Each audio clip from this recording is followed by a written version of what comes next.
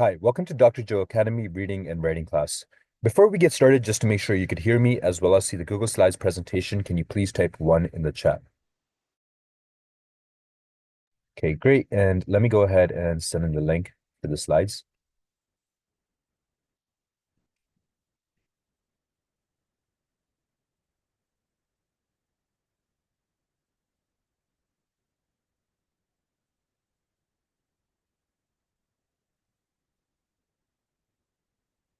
All right, so we'll just again get started with SAT. This time there's a fewer questions.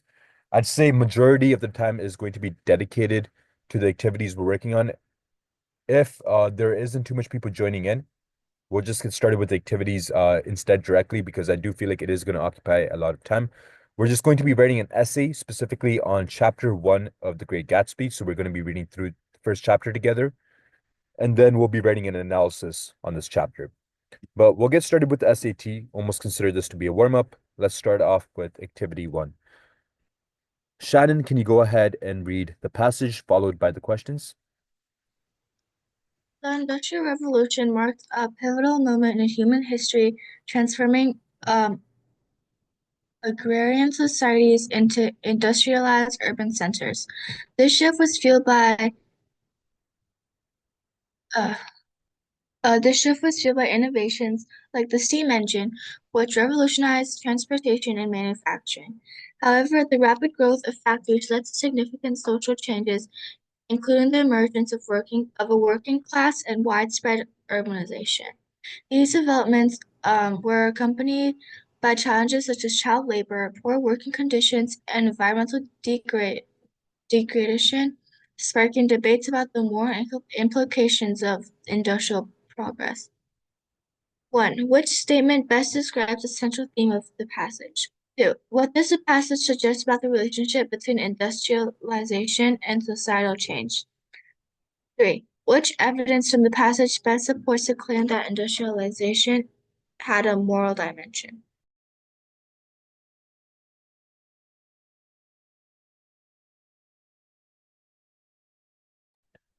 Okay, great job. And Steve, I see that you joined in as well. We just quickly went over this passage followed by the questions. I'm just going to read through the questions and then you could take a look at the passage. Which statement best describes the central theme of the passage? What does the passage suggest about the relationship between industrialization and societal change? And which evidence from the passage best supports the claim that industrialization had a moral dimension? And Steve, let me also go ahead and send in the link. Oh, Shannon, I forgot to send it in for you as well. All right, I'm sending in the link for the Google Slides. Before we get started, does anyone have any questions about activity 1? And Dora, I see that you joined in as well.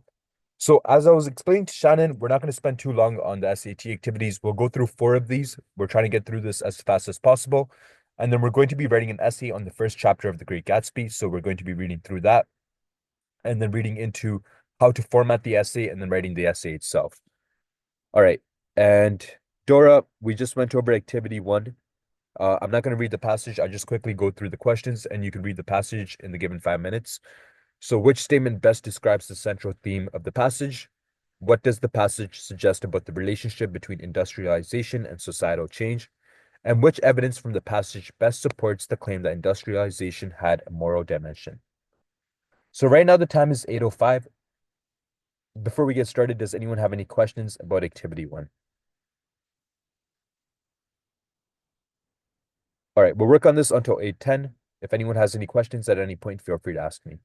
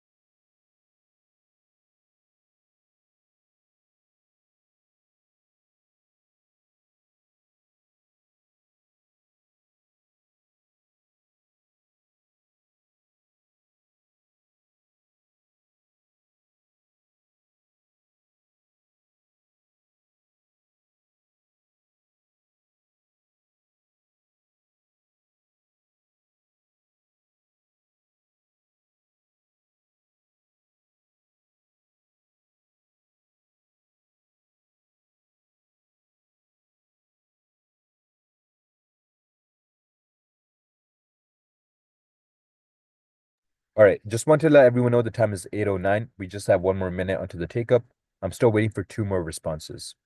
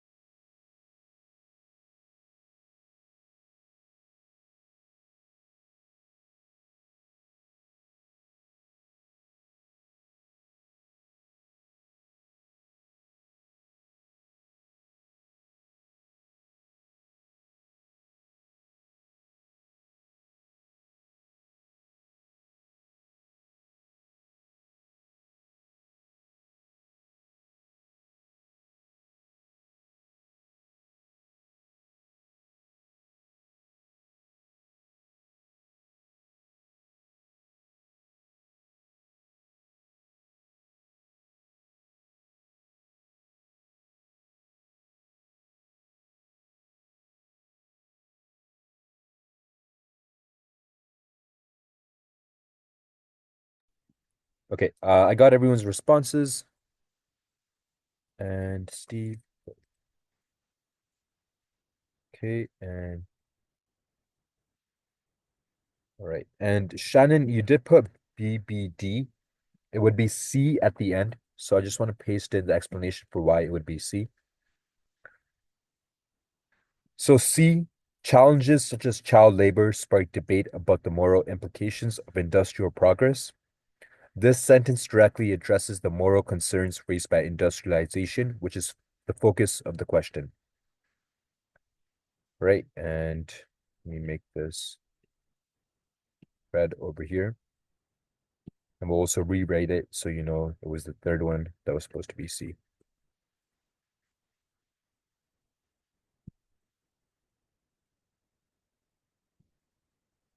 Okay, and Dora, can you go ahead and read the second activity?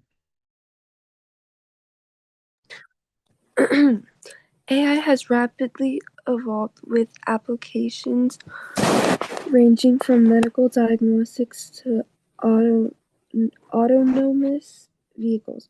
While AI promises to revolutionize industries by improving efficiency and accuracy, concerns about ethical implications persist. Critics argue that unchecked AI development could lead to biased algorithms, privacy violations, and job displacement. Proponents, however, emphasize the potential for AI to enhance human capabilities and solve complex global challenges such as climate change and healthcare access. The primary purpose of the passage is to what can be inferred about the future of AI from the passage? Which statement from the passage provides evidence of AI's global significance? Okay. Right now the time is 8:12. We'll work on this until 8:17. Before we get started, does anyone have any questions? Okay, if anyone has any questions at any point, feel free to ask me.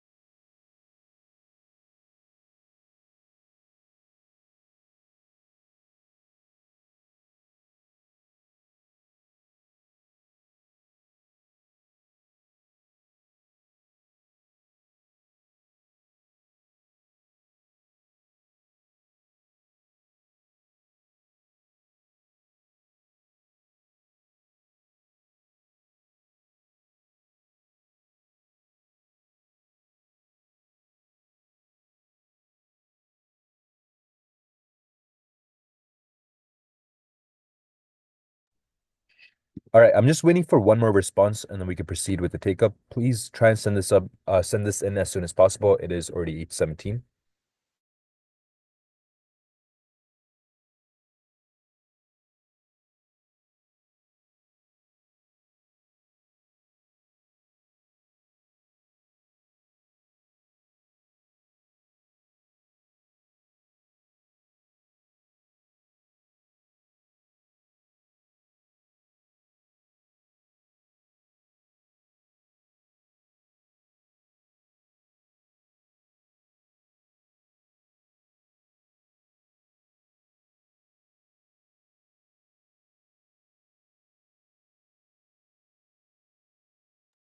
Okay, great. Everyone did get the right response, B, C, C. So let me just go ahead and put that in over here.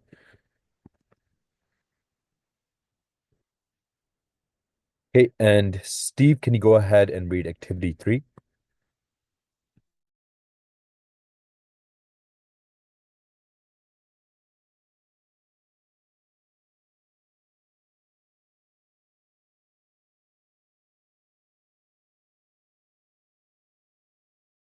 Steve, can you go ahead and read activity 3?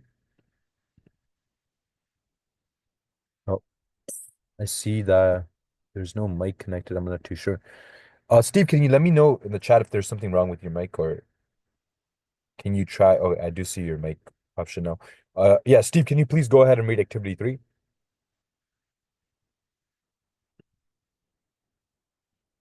My microphone isn't working. Okay, yeah, that's fine, Steve. All right, Shannon, can you go ahead and read activity 3? In the novel The Great Gatsby, F. Scott Fitzgerald presents Jay Gatsby as a mysterious figure who throws extravagant parties in hopes of rekindling a romance with Daisy Buchanan. Gatsby's obsession with the past blinds him to reality, leading to his eventual downfall. Through Gatsby's stories, Fitzgerald critiques the American dream, suggesting that its promise of success and happiness is often unattainable. 1. The author's purpose in describing Gatsby's obsession with the past is to 2. How does Fitzgerald's portrayal of Gatsby contribute to novel's central theme? 3. Which evidence in the passage best supports the critique of American dream? All right, the time right now is 8:20. We'll work on this until 8:25. If anyone has any questions, feel free to let me know.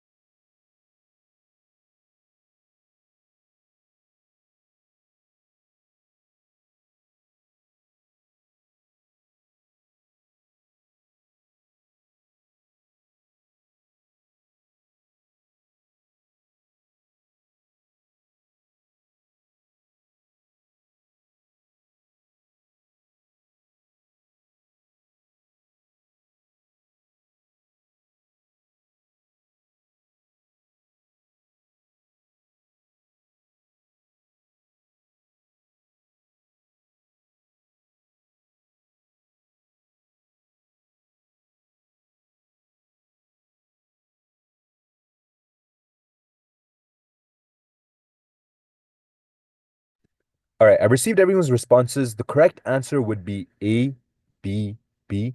So Dora, let me just paste in your correction for why it would be B instead of D for the last one.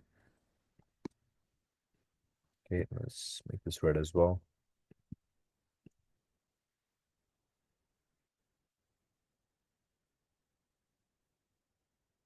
All right, so it would be answer B. Fitzgerald critiques the American dream, suggesting that its promise of success and happiness is often unattainable.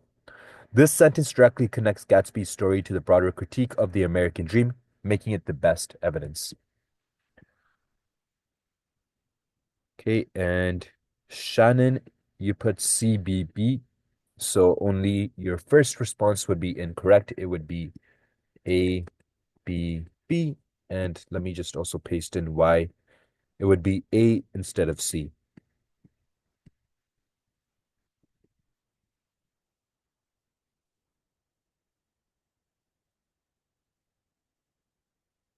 Okay, it would be answer A, emphasize the futility of longing for a bygone era.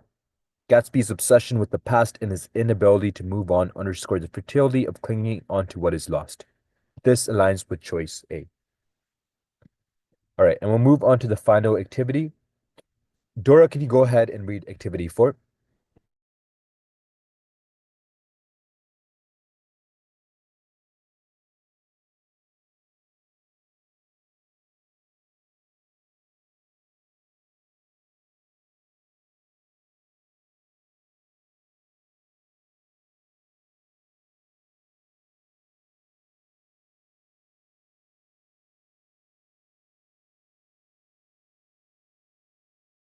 Dora, can you go ahead and read activity 4? The civil rights movement of the 1960s was marked by efforts to end racial segregation and secure equal rights for African Americans. Leaders like Martin Luther King Jr. emphasized nonviolent resistance, drawing inspiration from figures such as Mahatma Gandhi. Despite facing significant opposition, the movement achieved landmark victories, including the Civil Rights Act of 1964, which outlawed discrimination in public places and employment. The author's primary purpose in the passage is to: what does the passage suggest about the role of leadership in the civil rights movement? Which evidence from the passage supports the idea of nonviolent resistance? Okay, and right now the time is 8:27. We'll work on this until 8:32. And if anyone has any questions at any point, feel free to ask me.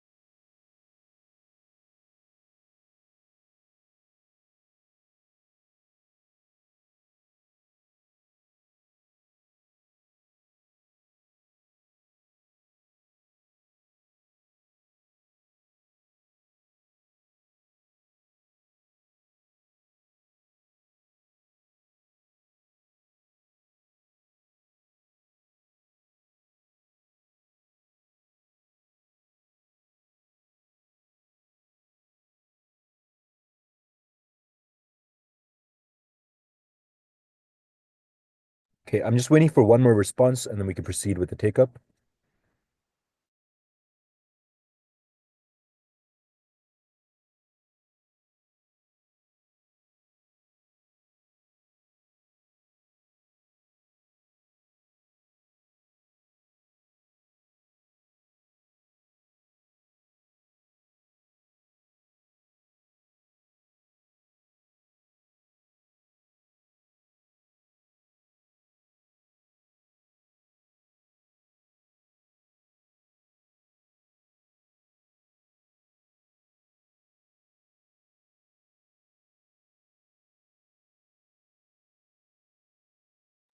Okay, sure. Steve, you could restart your computer and then we'll just proceed with the take-up over here. All right, and Dora and Shannon, both of you did get it correct. It would be B, B, B. And all right, let's move on to the next activity. How to write a reading response essay. So when you read something, there's typically 5 reactions. The first is an agreement or disagreement with the ideas in the text. Second is a reaction to how the ideas in the text relate to your own experience. Third is the reaction to how ideas in the text relate to other things you've read. Fourth is your analysis of the author and the audience. And fifth is your evaluation of how this text tries to convince the reader and whether it is effective. How to write your introduction. Okay, Shannon, can you go ahead and read this slide? How to write your introduction. Your introduction will be 1 to 3 paragraphs for this essay because you want to give both information about the subjects and also briefly summarize the article you're responding to. You probably need at least 2 paragraphs. In all introduction to get the reader's attention, describe your subject, and give your thesis. For a responsive reading essay, you also need to mention the author and title of the article you're discussing and give a brief summary of the article or the part of the article that you're responding to.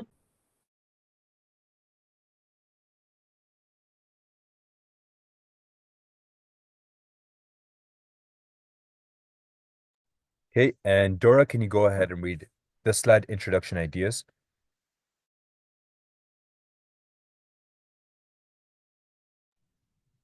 Me? No, I meant okay, was it you that just read? I meant Dora, wasn't it Dora? Yeah. Dora, can you go ahead and read this slide? Okay, paragraph 1. Get the reader's attention by describing the subject in one of the following ways. Using a startling statistic, cite an interesting fact, pose an appropriate quotation, tell an anecdote, describe a scenario, write a conversation, tell a story, put forth a question your essay will answer, give an example, explain general information about the topic.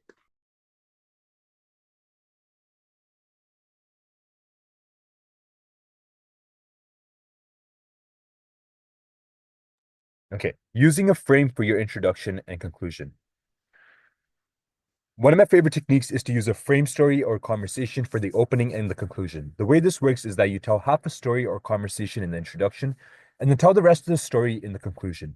Or you could open with a dilemma or problem and then close with the solution. Another approach is to retell the same story in the conclusion with a different, usually better ending. Examples are in an essay about cell phone use in cars, you could open with a scenario showing a person getting a call while driving and thinking about what to do. In the conclusion, you could tell the end of the scenario.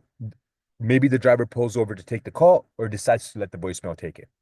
In an essay about dealing with a family member with Alzheimer's, you could open with a conversation between family members trying to figure out what to do and conclude with a conversation between the same people after they have decided to place that person in a nursing home.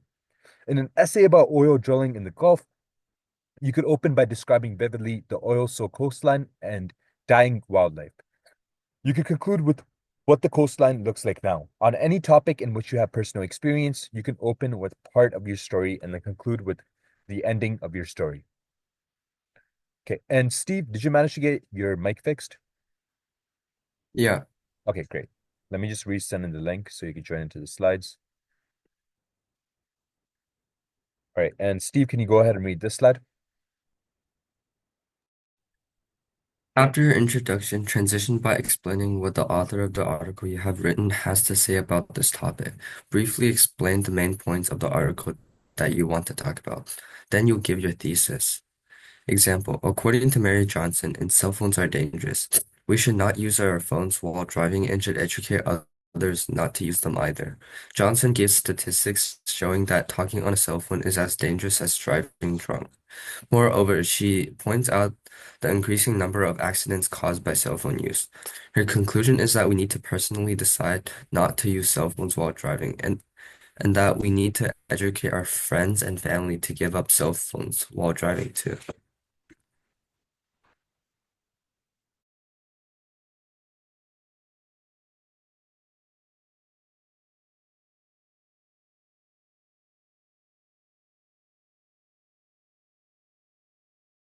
Okay, and Shannon, can you go ahead and read this slide? Then add a thesis statement like one of the following examples. Agree. I agree with Johnson because I have observed many people driving dangerously while talking on cell phones because have even been in an accident myself while talking on the phone. Disagree. I disagree with Johnson because I don't think that using a cell phone is any different from eating in a car or talking with other passengers. Then reflect and expand. Reflect on our author's experience. I believe Johnson has come to a conclusion because of her own traumatic experiences while using cell phone while driving. Optional. If you could add an extension like the personal experiences are not a good basis for public policy.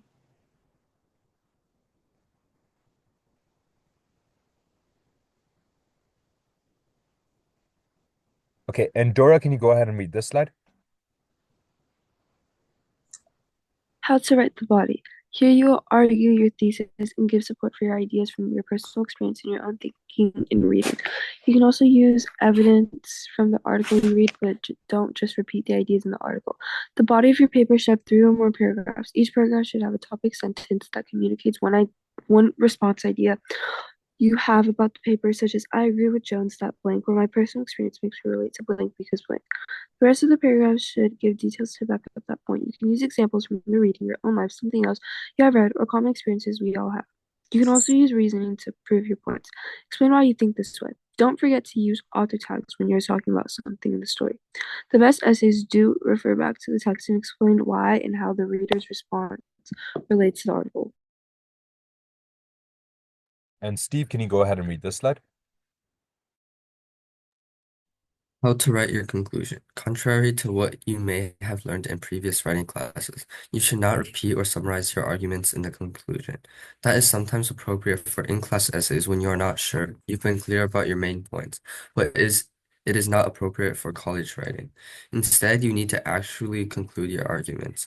You can often use the same type of technique that you use in an introduction. You can also call attention to larger issues, call for a change in action or attitude. Conclude with a vivid image. Appeal to the reader to agree with you. Or link back to your introduction by finishing the story scenario, revisiting it, or explaining how it proves your point.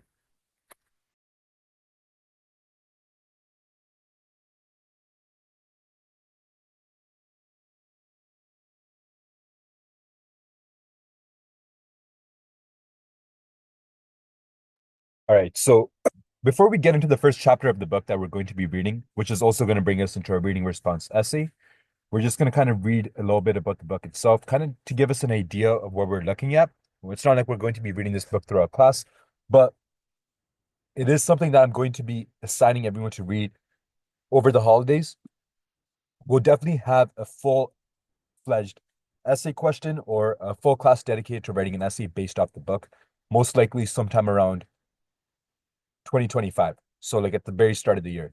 But in the meantime, like you could read the book at your own pace. The PDF link I do have should give you the entire access to the book. Even if you want to buy a physical copy, that can be an option as well. But the link I have, I'm pretty sure should have the entire book there. Just give me a second. Yeah, this should give you the entire book. Okay, but we'll get started off with this slide first. Shannon, can you go ahead and read this slide? The Great Gatsby is a 1925 novel by American writer F. Scott Fitzgerald. Set in a jazz age and Island near New York City. The novel depicts first-person narrator Nick Carraway's interaction with the mysterious millionaire Jay Gatsby and Gatsby's obsession to reunite with his former lover, Daisy Buchanan. The novel was inspired by the youthful romance Fitzgerald had with the socialite Ginevra King and the Rialtos parties he attended on Long Island's North Shore in 1922.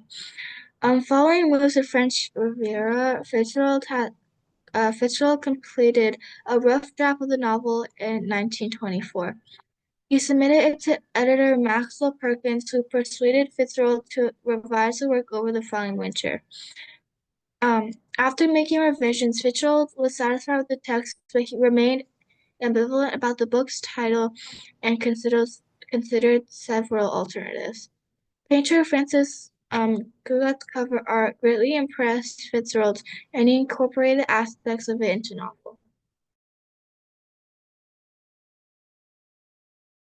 Okay, and Dora, can you go ahead and read this slide? After its publication by Scribner's in April 1925, The Great Gatsby received generally favorable reviews, though some literary critics believed it did not equal Fitzgerald's previous efforts. Compared to his earlier novels, Gatsby was a commercial disappointment, selling fewer than 20,000 copies by October, and Fitzgerald's hopes of a monetary windfall from the novel were unrealized. When the author died in 1940, he believed himself to be a failure and his work forgotten. During World War II, the novel experienced an abrupt surge in popularity when the Council on Books in Wartime distributed free copies to American soldiers serving overseas. This newfound popularity launched a critical and scholarly re-examination, and the work soon became a core part of most American high school curricula and a part of American popular culture. Numerous stage and film adaptations followed in the subsequent decades. Gatsby continued to attract popular and scholarly attention. Contemporary scholars emphasized the novel's treatment of social class, inherited versus self-made wealth, gender, race, and environmentalism, and its cynical attitude toward the American dream. One persistent item of criticism is an allegation of anti-Semitic stereotype. The Great Gatsby is widely considered to be a literary masterwork and a contender for the title of the great American novel.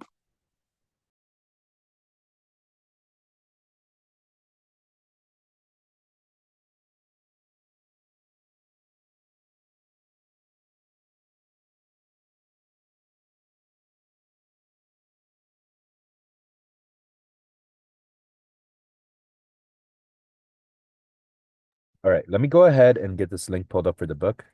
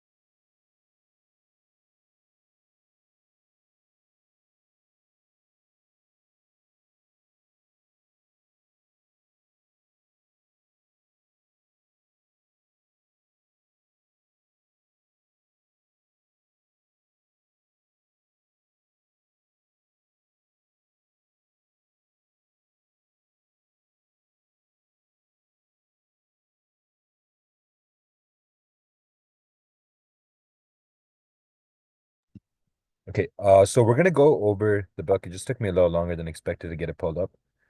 Let me just get it onto the next page. So what we'll do is we'll take turns reading pages. I mean, each of you will. If there is a point where your sentence is not finished, what I want you to do is read until the end of the sentence. So right here, you would read up until birth. So if you start off reading the first page, oh, if you start off reading the first page, you continue reading until you get to birth, and then the next person will take over. And I want you to end at the end of each paragraph rather than sentence, so it's less confusing. So the second person to read will start from end and end on today. Okay, I think it should be pretty simple. Let's start off with chapter 1. Dora, can you go ahead and read the first page? Um, in my younger and more vulnerable years, my father gave me some advice that I've been turning over in my mind ever since. Whenever you feel like criticizing anyone, he told me to just remember that all the people in this world haven't had the advantages that you've had.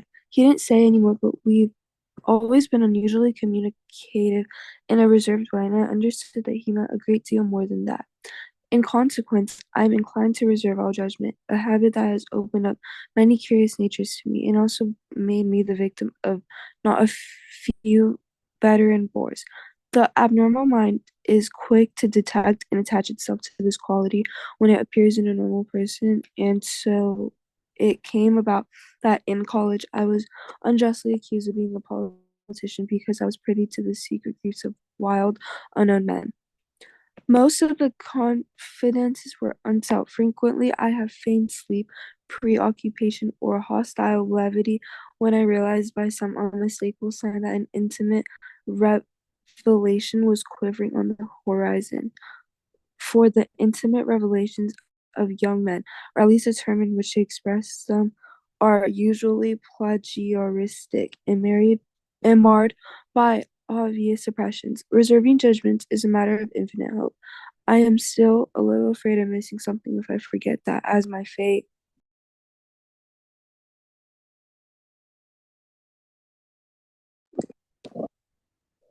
father snobbishly suggested, and I snobbishly repeat, a sense of the fundamental decencies is parceled out unequally at birth.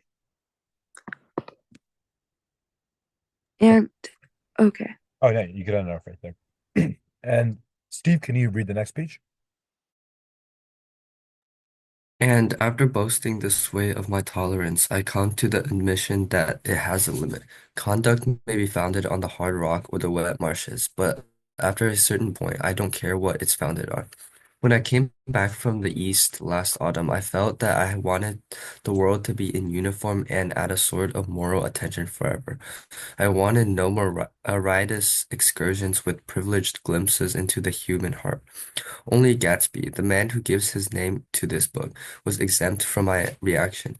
Gatsby, who represented everything for which I have an unaffected scorn. If personally, it uh, is an unbroken series of successful gestures, then there was something gorgeous about him, some heightened sensitivity to the promises of life, as if he were related to one of those intricate machines that register earthquakes 10,000 miles away.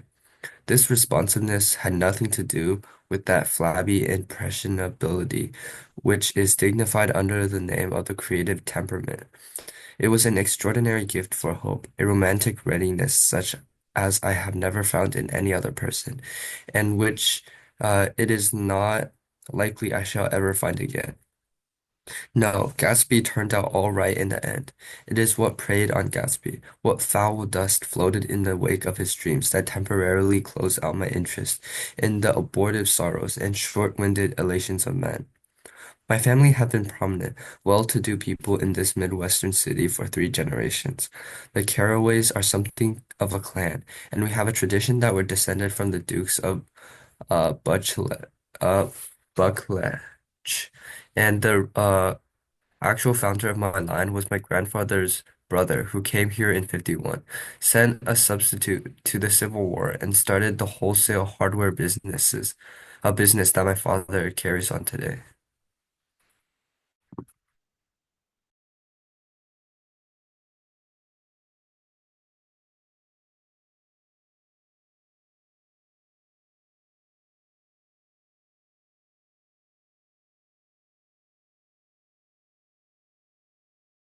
Okay, and Dora, can you